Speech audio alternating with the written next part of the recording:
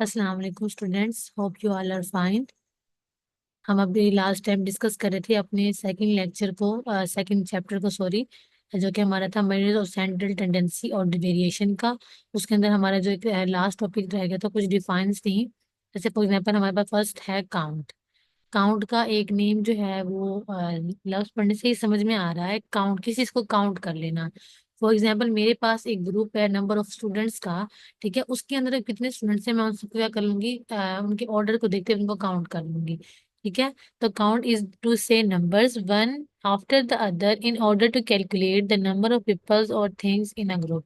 ठीक है, एक ग्रुप के अंदर हम लोगों को लोगों को, चीजों को, उनके नंबर्स को कैलकुलेट कर सकते हैं, उनको मेजर कर सकते हैं, उनको कैलकुलेट काउंट कर सकते हैं, तो इसलिए हम यूज करते हैं काउंट। सेकंड हमारे पास है rate. A measure quantity or frequency, typically one measured against another quantity or measure। ठीक है, बेसिकली रेट क्या होता है हमारे पास, हम इसके अंदर मेजर करते हैं, कैसा मेजर है, क्वांटिटी और फ्रीक्वेंसी है। टिपिकली वन मेजर, जिसकी वजह से हम एक अगर मेजर करते हैं तो अगेन उसके अंदर जो दूसरी हमारे पास उसकी मेजरमेंट होती है, उसकी क्वांटिटी में जो फर्क आता है उसको हम क्या कहते हैं, रेट। थर्ड हमारे पास है ratio. Ratio defines the relationship between two quantities. Basically जो हमारा रिलेशनशिप क्वांटिटीज के दरमियान होता है उनको डिफाइन करने के लिए हम रेशियो का यूज करते हैं, जिसको हम इस तरह से लिखते हैं कि हमारे पास क्या है, दो क्वांटिटीज है, number one is A and number two is B, और उनके दरमियान जो रिलेशनशिप शो हो रहा है इसको हम कहते हैं ratio. Last one is proportion. Proportion is an equation. ये हमारे पास क्या होती है, एक इक्वेशन होती है डेट डिफाइन, जो कि क्या डिफाइन करती है, that the two given ratios, क्योंकि कोई से भी दो गिवन रेशियोज को डिफाइन करती है, आर इक्विवेलेंट, क्या वो इक्विवेलेंट आ रही हैं टू ईच अदर, एक दूसरे के इक्विवेलेंट हैं या नहीं है उस चीज के लिए। इन अदर वर्ड, दूसरे अल्फाज में, the proportion states the equality of the two fractions of the ratio. Basically हम क्या प्रोपोर्शन किस लिए स्टेट कर रहे होते हैं, ताकि हमें इक्वालिटी पता चल जाए टू फ्रैक्शंस की इन द रेशियोज के दरमियान में।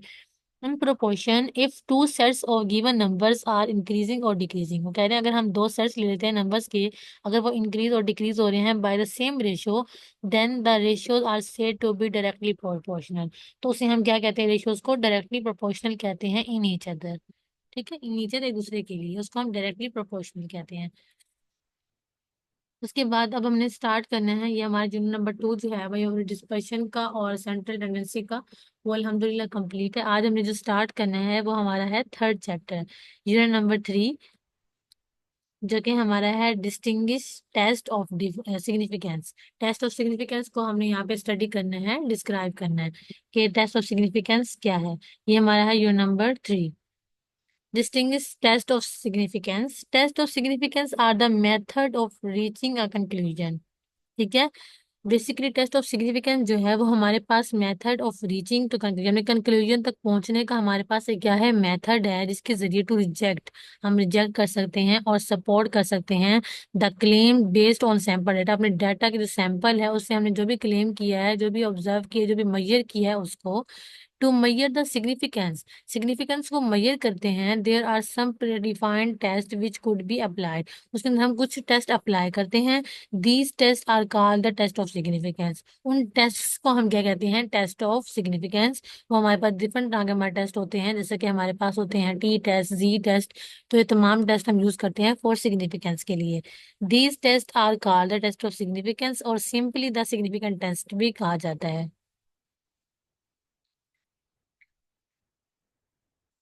The significance is the probability that a relationship exist. अब जो ये सिग्निफिकेंस हम ले रहे हैं प्रोबेबिलिटी का, बेसिकली ये फिर इसमें क्या हमें एग्जिट करते हैं, हमारे रिलेशनशिप को बताता है कि हमारा जो रिलेशनशिप है हमारे वेरिएबल्स के दरमियान या हमारे टेस्ट के दरमियान वो क्या है।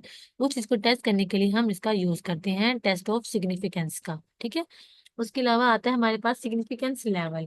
टेस्ट द सिग्निफिकेंस लेवल क्या है, इट इज द लेवल, ये हमारे पास एक ऐसा लेवल है eight which it can be accepted, हम इसको एक्सेप्ट कर लेते हैं इफ अ गिवन इवेंट, अगर हमें इवेंट कोई भी दिया जाए वो हमारे पास क्या हो, स्टैटिस्टिकली सिग्निफिकेंट हो, जिसके रिजल्ट्स हमें दिए जाए वो स्टैटिस्टिकली सिग्निफिकेंट हो। This is also termed as P value, इसको हम पी वैल्यू भी कहते हैं। Basically P value significance level के लिए हम यूज करते हैं अपना टेबल। ठीक है, अब हम कोई भी टेस्ट अप्लाई करें सिग्निफिकेंस का, फॉर एग्जांपल हम कह रहे हैं, हम टेस्ट ऑफ सिग्निफिकेंस का जो लफ्ज है ना, वो अगर मैं आपको इजी वर्ड्स में बताऊं कि टेस्ट ऑफ सिग्निफिकेंस लेवल, एक आसान वर्ड्स में वो क्या होते हैं, हम कोई भी सिग्निफिकेंट रिजल्ट लें, मतलब हमें बेटर रिजल्ट चाहिए, सिग्निफिकेंट का मतलब यही होता है कि हमें कोई बेटर रिजल्ट चाहिए, अच्छे रिजल्ट चाहिए, हमें चाहिए कि हमें अच्छे रिजल्ट्स मिलने, जो भी हम अपनी कैलकुलेशन कर रहे हैं, डाटा में से हम वेरिएबल्स ले रहे हैं, उसके बाद कैलकुलेशन कर रहे हैं, तो हमारे रिजल्ट सिग्निफिकेंट आने चाहिए। तो उन सिग्निफिकेंट रिजल्ट्स के लिए हम कुछ टेस्टिंग करते हैं। टेस्टिंग के लिए हम डिफरेंट टेस्ट यूज कर रहे होते हैं। वो हमारे पास जी टेस्ट भी हो सकता है, टी टेस्ट भी हो सकता है। उन सिग्निफिकेंट टेस्ट के लिए हमें डिफरेंट टेस्ट करने पड़ते हैं। इसलिए हम इसका नाम क्या दे देते हैं, टेस्ट ऑफ सिग्निफिकेंस का। अब अगर बात करें सिग्निफिकेंस लेवल की, तो वो हमारे पास डिफरेंट तरह से होता है। वो हमारे पास सिग्निफिकेंस लेवल 5% होता है, 10% होता है, 1% होता है। वो हम यूज कर रहे हैं basically for finding the P value. Finding the P value मतलब ये होता है कि अगर हम कोई भी टेस्ट अप्लाई कर रहे हैं, वो जी टेस्ट है, टी टेस्ट है, उसके लिए हम टेबल यूज करते हैं।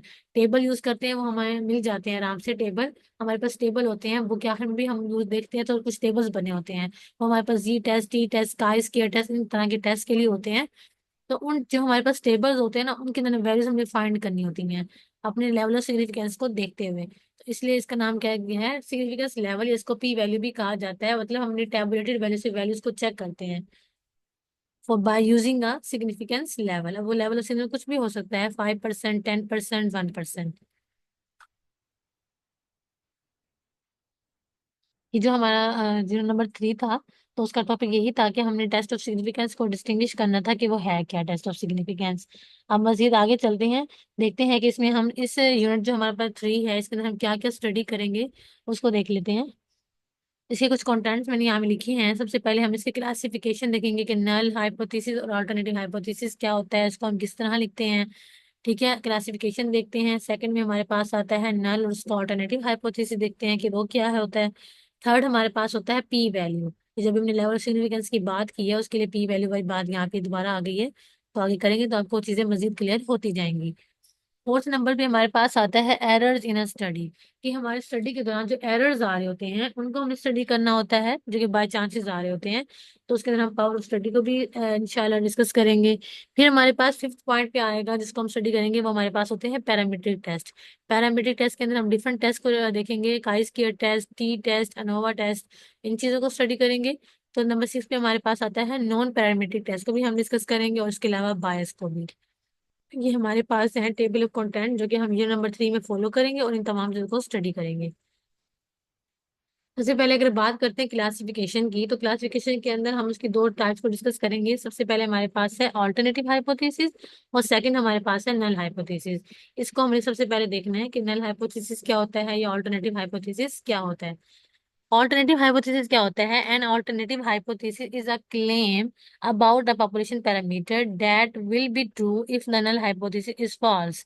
ठीक है, हमारे पास नल ऑल्टरनेटिव हाइपोथेसिस कब हम सिलेक्ट करते हैं, जब अपना नल हाइपोथेसिस हम रिजेक्ट करते हैं। तो बात करते हैं नल हाइपोथेसिस की। नल हाइपोथेसिस क्या है और वो कब रिजेक्ट होगा।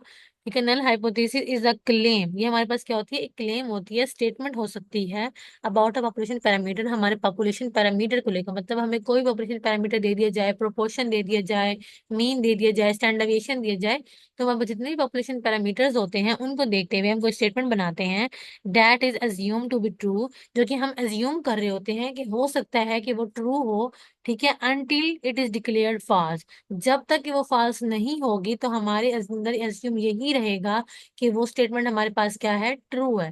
ठीक है, तब तक जब तक वो खुद हम टेस्टिंग के बाद उसको रिजल्ट उसके फॉल्स ना आ जाए, तब तक वो हमारे पास क्या होती है, ट्रू स्टेटमेंट होती है। तो अल्टरनेटिव हमारे पास तभी होता है जब हम इसको रिजेक्ट कर देते हैं अपने नल हाइपोथेसिस को, तो उसको अल्टरनेटिव हम क्या कर लेते हैं, एक्सेप्ट कर लेते हैं। तो वही बात यहाँ पे की गई थी ऊपर, कि हमारे पास ये भी क्या होती है, एक क्लेम स्टेटमेंट होती है अबाउट अ पॉपुलेशन पैरामीटर के लिए, दैट विल बी ट्रू। हमारे पास तब ट्रू होती है जब हम क्या करते हैं, अपना नल हाइपोथेसिस को फॉल्स कर देते हैं, मतलब रिजेक्ट कर देते हैं, तब हमारे पास आता है। ठीक है, फॉर एग्जाम्पल मैं आपको एग्जाम्पल देती हूँ। हम जैसे कहते हैं कि it will be rain tomorrow, ठीक है, कि कल बारिश होगी। मतलब आज हमने देखा कि मौसम जरा क्लाउडी क्लाउडी है, तो हमने शाम तक वेट किया कि बारिश नहीं आई, तो हमने ये कहा कि सारी रात में बादल रहने की वजह से हो सकता है कि कल बारिश हो जाए। अब वो हमने क्या किया, एक अज्यूम किया है, खुद से एक लेट करें, ऑब्जर्व करें चीजों को, कि हमने जो मौसम क्लाउडी देखा है, हमने उसका देखा है कि बारिश आएगी, तो हम खुद से अज्यूम करें हैं। तो जो चीज हम एज्यूम कर रहे होते हैं ना खुद से, तो वो हमारे पास क्या होता है, नल हाइपोथेसिस होता है। उसका जो ऑल्टरनेटिव उसका रिजल्ट होता है कि हो सकता है बारिश ना भी हो, जरूरत नहीं है कि बादल आए हुए तो बारिश भी होगी। तो वो हमारे पास उसका क्या होता है, ऑल्टरनेटिव हाइपोथेसिस होता है, जो हम कि हम उसका उलट फैसला ले रहे होते हैं। या उसके ऑल्टरनेटिव का मतलब क्या होता है, उससे बदल कर कोई फैसला करना, किसी चीज से बदल कर। मतलब नल में हमने देखा कि बारिश होगी, तो उसका ऑल्टरनेटिव हम क्या बनाएंगे, उससे जरा चेंज बनाएंगे कि हो सकता है बारिश ना भी हो, बारिश नहीं होगी। तो वो हमारे पास क्या होता है, ऑल्टरनेटिव हाइपोथेसिस। होप्स हो कि जो मैंने आपको एग्जांपल दिया उससे आपको काफी कुछ क्लियर हो गया होगा। थर्ड जो हम डिस्कस करेंगे वो हमारे पास है पी वैल्यू।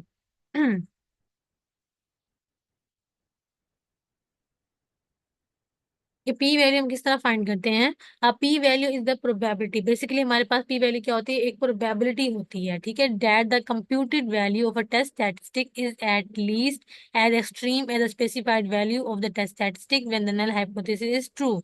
अब पी वैल्यू हम देखिए किस तरह करते हैं। आप P value is the probability, हमारी प्रोबेबिलिटी है दैट द कंप्यूटेड वैल्यू।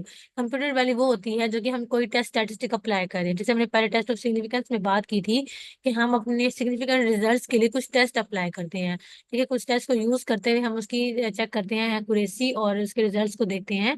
तो वो हम कुछ टेस्ट अप्लाई कर रहे होते हैं, जैसे हम जी टेस्ट करें, टी टेस्ट, तो उसे हम कहते हैं टेस्ट स्टैटिस्टिक। ठीक है, तो हम वो कोई भी ले रहे हैं, ठीक है, तो उसके दरमियान हम उसकी वैल्यू, जो हमारे पास कंप्यूटेड वैल्यू आ गई, मतलब टेस्ट अप्लाई करने के बाद आपके पास क्या, कौन से रिजल्ट आते हैं, आपके पास कंप्यूटेड वैल्यू आती है। ठीक है, उसको देखते हुए आपने क्या करना होता है, आपने उसकी पी वैल्यू फाइंड करनी होती है। उसके लिए आपको चाहिए होती है पी वैल्यू, के लिए आपको लेवल ऑफ सिग्निफिकेंस चाहिए होता है। वो आपको क्वेश्चन में दिए जाता है। बेसिकली आप क्वेश्चंस तो नहीं करेंगे, आप सिंपल इसके सिर्फ डिफाइन याद करेंगे। क्या आपके जो सिलेबस है वो टू द पॉइंट हमने बात करनी थी, क्योंकि और सिलेबस आपका कुछ ज्यादा इस तरह इंक्रीज भी नहीं है कि आपको एग्जाम्पल्स वगैरह या क्वेश्चन वगैरह करवाए जाएं। ठीक है, तो शॉर्ट क्वेश्चन में इसी तरह आते हैं, सिर्फ डिफाइन वगैरह आ जाती हैं, तो आपने उस तरीके से ही तैयार करना है। ठीक है, तो बेसिकली एग्जाम्पल बताने का मकसद ये है, बताने का या करने का मकसद इसलिए है ताकि आपको चीजें समझ में आ जाए, आपके दिमाग में कुछ कॉन्सेप्ट बैठ जाए। ठीक है, is at test as extreme as a specified value of the test statistic when the null hypothesis is true. Thus, the p-value is the smallest value of for which we can reject a null hypothesis. तो basically p value से ही हम अंदाजा लगाते हैं कि हम अपने जो नल हाइपोथेसिस है उसको हमने एक्सेप्ट करना है या रिजेक्ट करना है। ठीक है, उसके बाद ही हम उसका अंदाजा लगाते हैं। तो पी वैल्यू को फाइंड करना बहुत ज्यादा क्या होता है, जरूरी होती है। वो स्मॉलेस्ट वैल्यू के अकॉर्डिंग हमारा रिजल्ट आता है, टेबुलेटरी वैल्यू को देखते हुए हमारे पास एक स्मॉलेस्ट वैल्यू आती है, जिसके थ्रू हम ये अंदाजा लगाते हैं कि अपना हमने नल हाइपोथेसिस रिजेक्ट करना है या ऑल्टरनेटिव, मतलब जो हमने खुद से वैल्यू अज्यूम की है कि हमने उसको एक्सेप्ट करना है या जो उसका ऑल्टरनेटिव जो उसका डिसीजन था उसको एक्सेप्ट करना है। तो ये हमें किस तरह पता चलता है, जब तक हम पी वैल्यू फाइंड कर लेते हैं।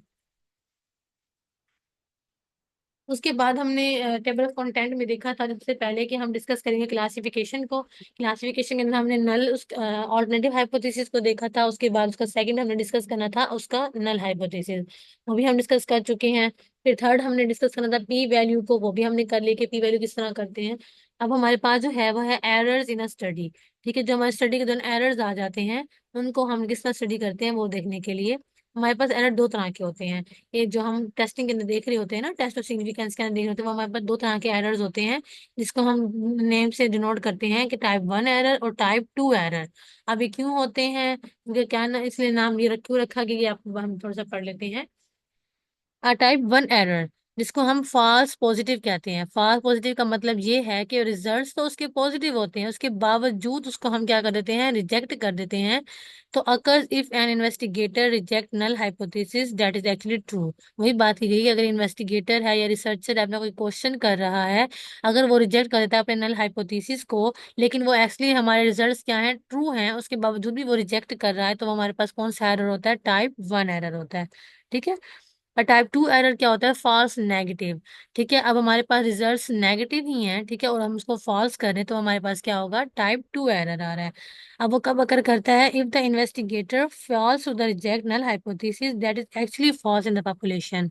ठीक है, पॉपुलेशन में से आप कोई डाटा ले रहे हैं, ठीक है, आपने उसके रिजल्ट्स को क्या कर दिया है, फॉल्स कर दिया है, और एक्चुअली में क्या है, उनके रिजल्ट्स थे भी फॉल्स। तो वो हमारे पास क्या होता है, टाइप 2 एरर। टाइप 1 एरर और टाइप 2 एरर में होप्स आपको डिफरेंस समझ आ गया होगा कि टाइप 1 एरर क्या होता है, तो मैं दोबारा रिपीट कर देती हूँ। टाइप 1 एरर हमारे पास क्या होता है, फॉल्स पॉजिटिव, मतलब रिजल्ट्स तो हमारे ठीक होते हैं, तो लेकिन उसके बावजूद हम अपना नल हाइपोथेसिस क्या कर देते हैं, रिजेक्ट कर देते हैं। ठीक है। जैसे फॉर एग्जांपल मैंने एक पेशेंट को एक अच्छा ट्रीटमेंट दिया, कैंसर के पेशेंट को मैंने बहुत अच्छा ट्रीटमेंट दिया है। उसके बाद मैं चेक करती हूँ कि उसकी टेस्टिंग अप्लाई कर दी मैंने उसके ऊपर, उसके रिजल्ट्स के ऊपर, कि हो सकता है कि मैंने जो अंदाजा लगाया है कि मुझे जो मैंने ट्रीटमेंट दिया है पेशेंट को, इससे वो रिकवर हो जाएगा या नहीं होगा। तो हमारे पास दो सिचुएशन होती है, नल और उसके ऑल्टरनेटिव की। ठीक है। अगर फॉर एग्जाम्पल वो बिल्कुल ठीक हो गया, उसके बावजूद भी ये कह दिया जाए कि जो ट्रीटमेंट था ये इफेक्टिव नहीं है, पेशेंट की जो हालत है वो और खराब हो चुकी, क्रिटिकल हो चुकी है, तो वो हमारे पास क्या होता है, टाइप 1 एरर है। ठीक है, क्योंकि रिजल्ट से उसे इफेक्ट हुए हैं, वो पेशेंट ठीक भी हो रहा है, उसके बावजूद हम उसको क्या कर रहे हैं, रिजेक्ट कर रहे हैं। तो हमारे पास क्या होता है, टाइप 1 एरर। और टाइप 2 एरर क्या होता है कि अगर वो रिजल्ट हमारे जो हमने ट्रीटमेंट दिया है वो इफेक्ट नहीं कर रहा है पेशेंट के ऊपर, और हम ये कहते हैं फिर भी हम उसको रिजेक्ट कर देते हैं, तो वो हमारे पास क्या होती है, ट्रू स्टेटमेंट होती है। मतलब कहने का क्या है, फॉल्स नेगेटिव, मतलब रिजल्ट भी नेगेटिव थे और उसका रिजल्ट भी हमने क्या कंक्लूड किया, फॉल्स किया। तो वो हमारे पास क्या होता है, टाइप 2 एरर। अब नीचे यहाँ पर एक डायग्राम आपको शो हो रही होगी टाइप 1 एंड टाइप 2 एरर की। इसके अंदर हम मेजर्स करते हैं, इसके अंदर हमारे पास क्या होती है, रियलिटी होती है। अब हमारे पास क्या होता है कि जब हमारे पास रिजल्ट्स ट्रू होते हैं, ठीक है, और हमारे पास कंडीशन भी ट्रू होती है, तो हमारे पास क्या होती है, करेक्ट होती है। अगर हमारे पास जो है ना, हमारी ट्रीटमेंट जो है वो ट्रू होती है और उसका रिजल्ट हम फॉल्स कर दें, तो हमारे पास क्या होता है, फॉल्स पॉजिटिव। रिजल्ट तो पॉजिटिव में आ रहे हैं, उसके बावजूद उसको हम रिजेक्ट करें, तो ये हमारे पास क्या होता है, फॉल्स पॉजिटिव। अगर हमारे पास रिजल्ट भी नेगेटिव है और उसको हम फॉल्स कर रहे हैं, तो हमारे पास क्या होती है, डिसीजन उसका क्या होता है, करेक्ट होता है। ठीक है, कि हमारे पास उसके रिजल्ट्स वाकई नेगेटिव थे, मतलब हमें पता लगा था कि उसको इफेक्ट नहीं कर रहा है वो ट्रीटमेंट, उसके बाद और उसको हम रिजेक्ट कर देते हैं, तो वो हमारे पास गुड स्टेटमेंट होती है, उसको हम टाइप 2 एरर कहते हैं। अब टाइप 1 एरर टाइप 2 एरर में थोड़ा सा यहाँ डिफरेंस बताया गया है। ठीक है, आपको इसमें उनका कंपैरिजन किया गया जिससे आपको चीजें और क्लियर हो जाएंगी। ठीक है, सबसे पहले इसकी डेफिनेशन देख लेते हैं। A type 1 error occurs when a true null hypothesis is rejected. True null hypothesis को जब हम रिजेक्ट कर देते हैं, तो हमारे पास क्या होता है, type 1 error in favour on F, किसके फेवर में कर रहे होते हैं, ऑल्टरनेटिव के फेवर में कर रहे होते हैं बेसिकली। ठीक है, उसके अलावा प्रोबेबिलिटीज की क्या होती है, the probability of making a type 1 error is denoted by alpha. ठीक है, इसको हम अल्फा से रिप्रेजेंट करते हैं, टाइप 1 एरर को, इसकी प्रोबेबिलिटी ये होती है। एग्जाम्पल जैसे हमने यहाँ पे ली हुई है, a patient is diagnosed with the disease when they are actually healthy. ठीक है, एक पेशेंट से कह दीजिए कि आपको ये इलनेस है या कोई बीमारी है, लेकिन हो सकता उसको वो बीमारी नहीं होती है, ठीक है, एक्चुअली में उसको वो बीमारी नहीं होती, उसके बावजूद भी उसके कुछ सिम्टम्स देके ये कह दिया जाता है कि आपको ये इलनेस है या ये डिजीज है, तो वो हमारे पास क्या होता है, टाइप 1 एरर वो क्या कहता है, डिक्लेयर करता है। उसके अलावा टाइप 2 एरर क्या है, उसकी डिफाइन देख लेते हैं सबसे पहले। अ टाइप 2 एरर अकर, ये तब हमारे पास होता है when a false null hypothesis is not rejected. जबकि हमारा रिजल्ट क्या है, वो नॉट फॉल्स है, उसको हम नहीं रिजेक्ट कर रहे हैं, तो हमारे पास क्या होता है, type 2 error in favour of N alternative hypothesis. ये भी ऑल्टरनेटिव हाइपोथेसिस के फेवर में किया जाता है। प्रोबेबिलिटीज की क्या होती है, the probability of making a type 2 error is denoted by beta. इसको हम बीटा से रिप्रेजेंट करते हैं, बीटा का हमारे पास साइन होता है इस तरह का, इसको हम बीटा बोलते हैं। तो ये इसको हम प्रोबेबिलिटी क्या है इसकी, बीटा, और इसकी प्रोबेबिलिटी क्या थी, अल्फा। अब एग्जांपल जैसे यहाँ पे दी गई, patient is not diagnose with the disease when they are actually having. ठीक है, एक पेशेंट को नहीं पता है कि उसको कोई डिजीज नहीं है, लेकिन एक्चुअली में उसको वो डिजीज होती है। ठीक है, तो ये हमारे पास क्या होता है, टाइप 2 एरर होता है, जिसके अंदर जबकि पता है कि उसको ये डिजीज है, उसके बावजूद भी सिम्टम्स वगैरह कुछ नहीं बता रहे हैं कि इसको ये इलनेस या डिजीज है, तो वो हमारे पास क्या होता है, टाइप 2 एरर में वो सिलेक्ट होता है। उसके बाद हमारा जो है पावर ऑफ स्टडी। ठीक है, कि पावर ऑफ स्टडी हमारे पास क्या होता है, द वैल्यू 1/-बीटा is called the power of the test. Basically 1-बीटा क्या रिप्रेजेंट करता है, बेसिकली पावर ऑफ टेस्ट को रिप्रेजेंट कर रहा होता है। It represent the probability of not making a type 2 error. ये किस चीज की प्रोबेबिलिटी हमें रिप्रेजेंट करती है, कि जो हमारे पास टाइप 2 एरर है उसकी प्रोबेबिलिटी जो है वो सूट नहीं कर रही है, क्योंकि हमें आपको पता है ना, अभी हमने पढ़ा है कि जो इसकी प्रोबेबिलिटी होती है टाइप 2 एरर की, वो होती है बीटा। ठीक है, तो वो हमारे पास क्या आ रहा है, 1-बीटा। इट रिप्रेजेंट द प्रोबेबिलिटी और नॉट, जैसे टाइप 2 एरर की प्रोबेबिलिटी को शो नहीं कर रहा होता है, रिप्रेजेंट नहीं कर रहा होता है। ठीक है, 1-बीटा। तो ये हमारे पास था पावर ऑफ स्टडी। हमने जितने भी पढ़े हैं, हमने आज के कंटेंट में ना वो टेबल यहाँ पे शो करवाया था। हमारे पास फर्स्ट था क्लासिफिकेशन, फिर सेकंड था नल हाइपोथेसिस, थर्ड था पी वैल्यू, और फोर्थ हमारे पास था एरर्स इन स्टडी। जो कि हमने देखे थे दो तरह के एरर होते हैं, टाइप 1 एरर, टाइप 2 एरर। उसके अलावा पावर ऑफ स्टडी को भी हमने डिस्कस किया है। तो इंशाल्लाह बाकी जो हमारे पास है ना, पैरामीट्रिक टेस्ट और नॉन पैरामीट्रिक टेस्ट, उसको इंशाल्लाह हम कल डिस्कस करेंगे। ठीक है, ओके मैम। अजिता आपने लेक्चर लिया? जी मैम, बस थोड़ा सा स्टार्टिंग से रह गया था, अच्छा। बाकी लिया है। तो स्लाइड आप भिजवा दीजिएगा, मैं देख लूंगी इंशाल्लाह। सही। आपने बस थोड़ा सा ही पढ़ाया है ताकि चीजें साथ साथ थोड़ा सा आप याद भी करते रहें और चीजें समझ भी आती रहें। ज्यादा नहीं पढ़ाया है मैंने। जी जी। तो फिर सिलेबस इतना तो है ही नहीं, ठीक है। अगर आप उसको तसल्ली से आराम से करेंगे, समझ के करेंगे, तो फिर ही चीजें समझ जाएंगे। सारा एक बर्डनाइज नहीं करना। जी ठीक है मैम, मैंने आज स्टार्ट करा है बायोस्टैट को अल्हम्दुलिल्लाह। आज मैंने वो फर्स्ट लेक्चर करा है और साथ में कलीग को भी करवाया है। तो इंशाल्लाह कोशिश अब यही है कि हम डेली कम से कम एक लेक्चर तो करें बायोस्टैट का। हाँ जी, क्योंकि मैंने इतना लेक्चर नहीं देना होता है लेंथी या टू फॉरवर्ड देना होता है। तो इस तरह नहीं देना होता। तो आपको कोई क्यूरी हो, आपने कोई पीछे लेक्चर लिए हैं, आपको कोई चीज समझ नहीं आ रही है, तो आप मुझसे डिस्कस कर सकते हैं, ठीक है। जी ऐसे ही अभी आज इंट्रोडक्शन पढ़ा है ना, तो कल से फिर बाकी वो स्टार्ट होगा। हाँ जी। सेंट्रल टेंडेंसी तो फिर इंशाल्लाह हाँ जी, उसके उसमें जो भी एग्जाम्पल हमें वगैरह डिफिकल्टी होगी कीजिएगा। हम। एग्जाम्पल वगैरह आ जाती हैं, छोट शॉर्ट तरीके से आती हैं। आपको तमाम चीजें कैलकुलेट तो नहीं करना होती, क्योंकि ऐसे क्योंकि लिहाज से आता है। तो फिर भी आप उसके एग्जाम्पल जी जी। कीजिएगा जो मैंने करवाई हुई है, उसी में से कर लेंगे तो काफी है। बाकी बाहर से कोई मटेरियल लेने की जरूरत नहीं है, ठीक है। चलो इंशाल्लाह इंशाल्लाह जी। ठीक हो गया फिर मैम। उसके अंदर कोई भी आपको कंफ्यूजन है तो आप मुझसे पूछ सकते हैं।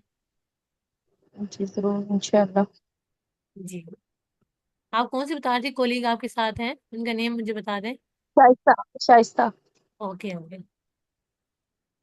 हाँ जी, एक्चुअली हम दोनों शाइस्ता ही डायलिसिस थी डिपार्टमेंट में जिन्होंने होते हैं। फर्स्ट टाइम लेक्चर लिया था, मेरी प्लस क्लास थी। जी जी, वो एक दो क्लासेस उन्होंने ली हैं। लेकिन मैं कल भी उन्हें कांटेक्ट कर रही थी बीच में, शायद आपको याद हो मैंने कल क्लास स्किप की थी। तो मैं उन्हें कॉल कर रही थी कि आप आ जाएं क्लास में ना। लेकिन वो घर से बाहर थी शायद कहीं, तो इसलिए अटेंड नहीं कर सकी। नहीं, ठीक है। ओके, बहुत शुक्रिया। थैंक यू मैम, जज़ाकल्लाह।